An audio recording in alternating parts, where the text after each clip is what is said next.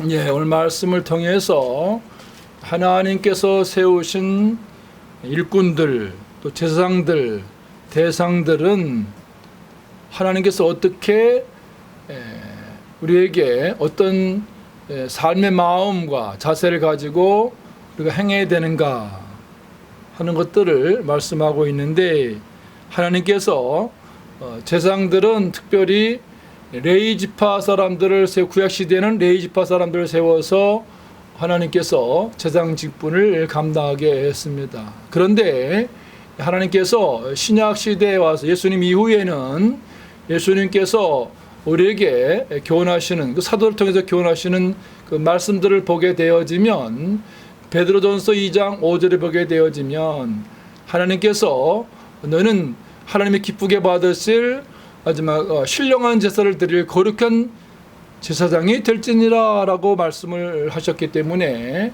우리는 이제는 모두가 다 제사장과 같이 하나님이 받으시는 거룩한 신령한 제사, 영적인 제사, 영적인 예배를 드리는 그런 거룩한 제사장들이 되어야 된다라고 말씀하고 있습니다.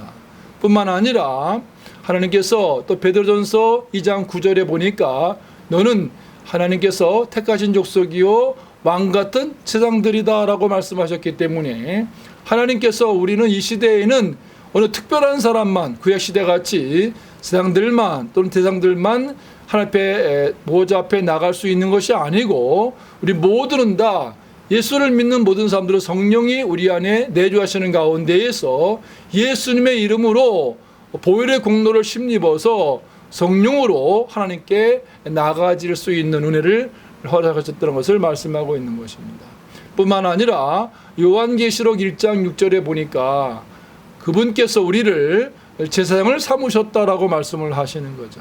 그러니까는 이 시대에는 모두가, 예수를 믿는 모든 사람들은 다 하나님 앞에 많이 믿는 사람들이 다 제사장이 되어서 하나님께 나아가지는데, 오늘 말씀 속 6절에 보니까 나갈 때 먼저 몸을 깨끗이 물로 씻어야 된다. 성경에 우리가 구약 시대에 성막에서 나갈 때 성막 안에 물두멍이라는 게 있는데 그 물에 가서 먼저 몸을 깨끗이 씻어야 된다. 이 말씀을 우리가 레위기서 말씀은 좀 이제 이해하기가 좀 어려운 부분들이 있는데, 이 말씀을 항상 우리가 잘 이해가 되지 않을 때에는 우리가 신약의 시브리서 말씀하고 잘 연계해서 보면 그 말씀의 깊이를 있게 알게 되어지고 말씀을 더 바르게 알 수가 있습니다.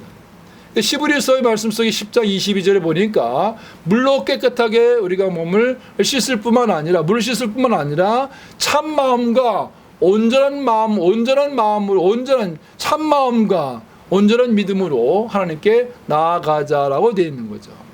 그러니까 하나님 앞에 나갈 때는 항상 우리 자신은 먼저 내가 하나님 앞에 몸과 마음을 깨끗이 하는 자세를 가지고 하나님께 나가야 되는 거죠. 왜? 하나님은 거룩하신 하나님이시기 때문에 그렇다. 제가 있는 상태를 그냥 가지고 하나님께 나와서는 하나님이 그 예배를 흠양하지 않으시기 때문에 먼저 내가 한 주간 동안 삶 가운데 하나님 앞에 바르게 행하지 못한 것, 말씀대로 순종하지 못하고 믿음을 지키지 못하고 마음을 지키지 못하고 양심을 지키지 못한 것들을 우리가 하나님 앞에 자백을 하고 회개를 하는 것이 바로 하나님이 우리의 예배를 흠양하시고 영혼들을 다시 회복시키시고 소생시켜 주신다는 말씀입니다. 그렇기 때문에 하나님께 나올 때에는 우리가 항상 몸을 씻듯이 우리의 마음을 깨끗하게 하고 우리 예수님께서 주신 예수님의 그 흘리신 보혈의 공로를 힘입어서 하나님 앞에 내 죄를 자백하면, 요한일서 1장 9절의 말씀같이 자백하면 주님께서는 미쁘셔서 우리 죄를 주의 보혈의 피로서 깨끗게, 모든 죄에서 깨끗게 하신다고 약속하셨습니다. 그리고 우리가 그 거룩한 일꾼들은 어떤 옷을 입어야 되는가를 오늘 말씀 속에서 7절 이하에 말씀하고 있는데, 그들은 특별히 속옷을 입고 또 겉옷에도 하얀 옷을 입고 또 그 위에 또 이제 에봇을 입고, 그 다음에 에봇 위에 이제 이렇게 판결 흉패를 가지고 있는데 한 뼘 정도 되는 정사각형의 한 뼘 정도 되는 그 판결 흉패에는 이스라엘 12지파를 상징하는 12보석을 위에서 하나 둘 셋 또 밑으로 4개를 해가지고 12개의 보석을 박힌 것을 그 판결 흉패를 붙이고 그 판결 흉패 안에 속에다가 우림과 둠림이라고 하는 것을 넣어 놓았습니다. 그리고 정말 머리에는 또 이제 띠를 띠게 모자 관을 씌우게 되는데 그 관에다가 전면에다가 여호와께 성결이라고 하는 여호와께 거룩이라고 하는 금으로 만들어진 이제 그 띠를 띠고 하나님 앞에 나가게 되는 것입니다. 그 하나님께서 하나님 앞에 우리가 나갈 때에는 우리가 의의 겉옷을 입어야 되고 우리 속에도 내면도 진실하고 깨끗하고 정직한 마음을 가지고 나가야 된다는 말씀이에요. 그렇기 때문에 하나님께 나갈 때 하나님은 거룩하신 분이고 우리를 창조하신 분이고 우리의 모든 것들을 다 이미 알고 계시기 때문에 내가 스스로 속이는 자가 돼서는 안 되는 것입니다. 하나님 앞에 하나님 제가 이렇게 믿음이 부족해서 제가 연약해서 하나님 제가 하나님 말씀도 살지 못했습니다 라고 고백하는 가운데에서 더 이상 내가 육신의 일을 도모하거나 육신적인 삶을 사는 것이 아니고 세상적인 삶을 하나님보다 더 사랑하는 세상 것들을 더 사랑하는 삶을 사는 것이 아니고 로마서 13장 14절 말씀과 같이 오직 그리스도로 옷 입고 예수 그리스도로 옷 입어주는 생활하는 사람들은 낮에같이 옷을 단정히 입고 생활하는 사람이기 때문에 내 안에는 모든 정욕된 탐심의 마음, 거짓된 마음들, 또 음란한 마음들, 죄악된 마음들, 세상을 살아가는 마음들 버리고 세속화 되지 아니하고 하나님께 우리 자신이 늘 주님으로 옷 입어줘야 되는데 옷을 입는다고 해서 내 생각이, 내 사상이, 내 행동이 변화되고 바뀌어지는 것을 말하는 것입니다. 그렇기 때문에 골로새서 3장 12절 말씀 쏘니까는 그리스도와 같이 우리 하나님의 사랑하신 자처럼 긍휼과 자비와 온유와 겸손과 오래 참음을 옷 입어야 된다라고 말씀하고 있는 것입니다. 그리고 하나님 앞에 우리가 나와서 예배 드리는 삶, 또 이 땅의 삶을 살아질 때 우리는 늘 하나님 앞에서 나의 모든 것을 이미 아시는 그 하나님 앞에서 자신의 마음과 생각을 늘 점검하고 나 자신이 마치 우리가 아줌마 바깥 거리에 나갈 때는 집안에 있을 때는 대충 옷을 입고 편한 옷을 입지만 나갈 때는 옷을 단정히 입고 나가는 것처럼 어둠에는 보이지 않는데 어둠에 있을 사람은 보이지 않기 때문에 그 어둠은 뭐야? 빛이 아닌 어둠 것이 있다는 얘기는 내가 죄악된 가운데 행하는 것을 말하기 때문에 이제는 그 어두운 가운데에서 우리가 이제는 나와서 세상에서 나와서 이제는 하나님의 빛 가운데 걸어가야 된다는 말씀을 하고 있는 것인데 그 빛은 뭐냐면은 바로 착함과 의로움과 진실함에 있다고 말씀하는 거죠. 그리고 오늘 말씀 속에 보니까 또 이제 그 거룩한 일꾼들에 대해서 세상들에 대해서는 하나님께서 모세를 통해 가지고 관유를 머리에다가 이제 기름을 부었고 아름다운 향기가 나는 기름을 부어서 그 기름 부음이 있게 해야 된다라고 말씀하고 있는데 이 기름 부음이라고 하는 것은 요한일서 2장 27절 말씀에서 보니까는 너희 안에 성령께서 거하시는 것을 성령께서 우리 안에 거하심을 통해서 우리 안에 기름 부음이 있다고 하는 것을 말씀하고 있는 내용인 것입니다. 그러니까 이 시대는 우리가 항상 내 안에 하나님의 성령께서 내주하시는 가운데에서 늘 성령의 인도를 받고 성령의 조를 받고 성령과 함께하는 삶을 사라지는 삶을 살아가야 된다는 것을 말씀하고 있는 것입니다. 육체의 소욕을 따라서 내 원하는 대로 삶을 사는 것이 아니고 하나님 말씀을 따라 삶을 살아가야 된다고 하는 것들을 우리에게 오늘 특별히 말씀하고 있습니다. 이와 같이 왜 그러면 제자들 하나님의 택함을 받아진 거룩한 백성들은 우리가 항상 몸과 마음 자세가 세상 사람들과 다르게 살아야 되는 것입니다. 세상 사람들은 돈을 좋아하고 명예를 좋아하고 자기 이익을 위해서 자기 유익을 위해서 살지만 우리는 먹든지 마시든지 무엇을 하든지 다 하나님의 영광을 위해서 하라고 말씀했기 때문에 내가 이 걸어가는 글이, 내가 일하는 것들이 이것이 하나님의 영광을 위한 것이 되어야 된다는 것입니다. 죄를 지는데 내 자신이 사용돼서는 안 되는 것을 말씀하고 있는 것입니다. 그리고 오늘 말씀 속에 보니까 특별히 우림과 둠림이라고 하는 말씀이 8절에 있는데, 이 말씀 속에 8절 흉패를 붙이고 이 가슴팍의 앞에 흉패에 이 흉패가 있는데 거기에 우림과 둠림을 넣고라고 되어 있는데, 이 우림이란 말, 이 둠림이란 말은 이것이 이제 히브리어이기 때문에 좀 낯설죠. 우림은 뭐냐면 빛들이란 빛의 목소이기 때문에 빛들이란 말이고, 이거 우림, 둠림이란 말은 완전함이란 뜻이에요. 완전하다는 뜻이에요. 완전함. 그 하나님의 일꾼들, 자세들, 우리 거룩한 하나님의 백성들은 어떤 것을 가슴에 항상 둠림과 우림과 둠림을 가지고 있어야 된다고 말씀하고 있는데, 이 우림과 둠림은 신명기 33장 8절 말씀 속에 보니까 레이지파에게 모세가 축복하는 기도가 있는데, 그 축복 기도에 레이지파에게 뭐라고 하면은 주의 경건한 자에게 우림과 둠림이 있도다라고 말씀하는 거죠. 아무에게나 우림과 둠림, 빛과 완전함을 주시는 것이 아니고 한 뜻을 알려주는, 이 우림과 둠림은 한 뜻이 무엇인지를 찾기 위한 도구인데, 기구인데, 그것은 아무에게나 하는 뜻을 찾게 하시는 것이 아니란 뜻이에요. 주의 경건한 자들에게 그 우림과 둠림을 허락하신다는 뜻이에요. 예를 들면 우리가 사무엘상 28장 6절에 보게 되어지면 그 블레셋 군대가 쳐들어왔을 때에 그 하나님 말씀을 불순종했던 그 사울은 하나님께 벌을 받았는데, 그 벌을 받았 그 후에는 하나님 꿈으로도 우림으로도 선지자로도 응답도 하지 않고 대답도 하지 아니하셨다는 말씀이 있는 거죠. 분명히 그 외형적으로는 하지만 그 주변의 사람들이 하지만 아무리 좋아 보이는 사람이 있다 할지라도 하나님께서 그 사울이 하나님께 버림받아지고 하나님 앞에 불순종이 되어지고 있을 때에는 아무리 하나님 앞에 가가지고 무엇인가를 뜻을 찾는다 할지라도 하나님이 대답을 하지 않으신다는 것이에요. 이게 정말 두려운 일인 것이에요. 그런데 반면에 다윗은 쫓기는 입장이었잖아요.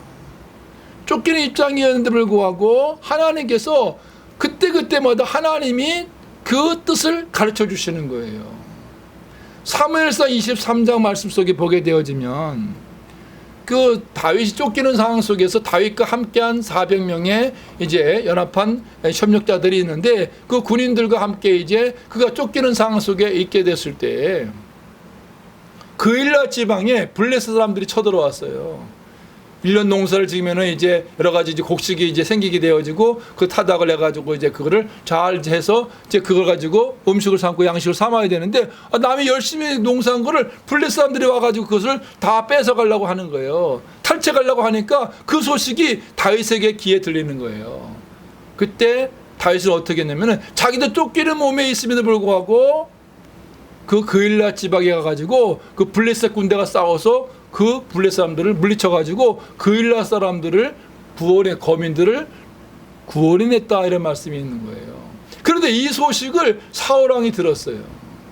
사울왕이 듣고 사울왕이, 야, 하나님께서 저 다윗을 나한테 아주 도관에 든 지와 같이 나한테 이제 맡겨놨기 때문에 내가 가서 쟤를 잡기만 하면 된다, 죽일 수 있다라는 막 그래가지고 막 사울이 막 그 다윗을 잡기 해가지고 지금 막 다윗 쪽으로 쫓아오는 거예요. 그때 그 소식을 다윗이 듣게 되는 거예요. 아주 사울이 정말 당신이 이 그일라 지방에 있는 것을 알고 당신을 쫓아오려고 한다라는 소리를 들 때 다윗이 자기가 생각을 하는 거예요.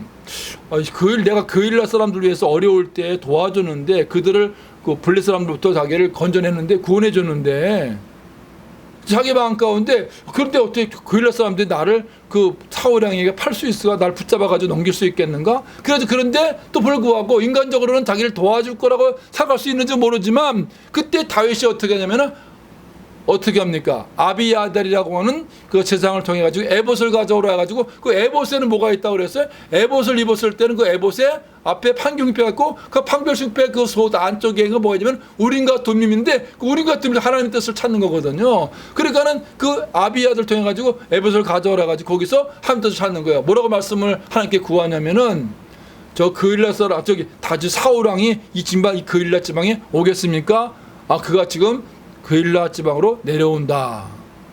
그러면은 그일라 지방 내려왔을 때 거기 내가 그일라 사람들을 위해서 도와줬는데 저 그일라 사람들이 나를 붙잡아서 그 사울에게 넘겨주겠습니까? 그랬더니 붙잡아서 그에게 넘겨줄 거다라고 알려주시는 거예요. 그러니까 다윗 사람들이 다 그 자리 그일라를 피해 가지고 다른 곳으로 이제 피신을 하게 되는 것이 말씀이 나오는 거죠.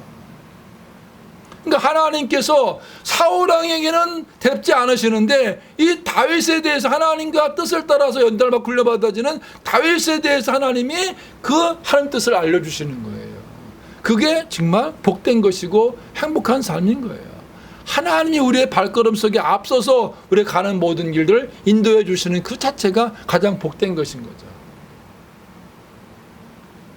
이스라엘 백성들, 시브리 백성들이 광야 40년길에 모든 걸 맞춰주는 가운데 이제 모세가 사명을 맡아줬을 때 모세 하나님이 이제는 그 사명을 거두어 가신다고 했을 때 모세가 어떻게 하면 좋겠습니까? 목자 없는 양 같은 이 백성들 어떻게 하면 좋겠습니까? 여호수아를 세워라 했을 때 하나님이 여호수아를 세우는 것이 뜻인지 아닌지를 그 백성들 앞에서 이제 하나님 뜻을 나타나게 되는데 그 민수기 27장 21절에 보게 되어지면 그 대장이 그 엘르아사를 통해 가지고 그 에봇을 갖다 놓고 우림을 통해 가지고 하나님 뜻을 찾게 해서 이 여호수아가 하나님이 세우신 하나님의 일꾼이고 모세의 후계자가 된다고 하는 것을 알려주시는 내용이 나오는 거죠.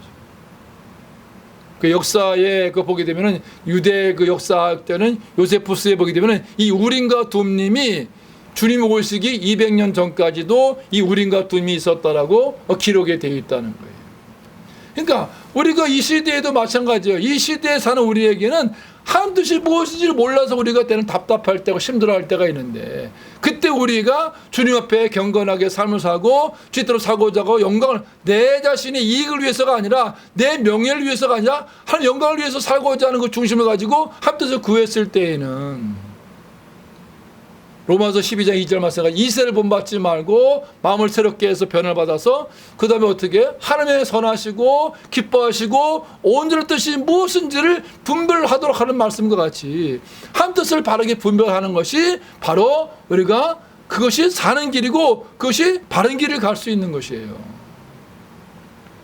일평생 살면서 이게 한 뜻인지 저게 한 뜻인지 우리가 때로는 얼마나 배우자를 선택할 때에도 어떤 직장을 선택할 때에도 내 앞에 진로 선택할 때에도 내 앞에 어떤 일이 날 때에도 병원에 어느 병원에 때로 어떤 병원에 갈 때에도 때로는 그것도 기도의 사항이 될 때가 있잖아요.